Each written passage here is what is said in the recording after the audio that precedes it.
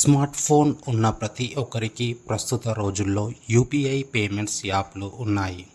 ఏ చిన్న వస్తువు కొనుగోలు చేసినా డిజిటల్ పేమెంట్స్ చేస్తున్నారు.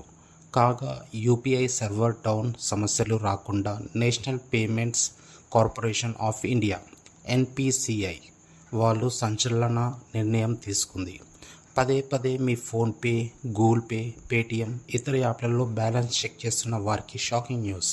బ్యాలెన్స్ పదే చెక్ చేస్తున్న వారు రోజుకి ప్రతి యాప్లో 50 పర్యాయాల కంటే ఎక్కువగా చెక్ చేస్తే ఛార్జ్ పడే అవకాశం ఉంది.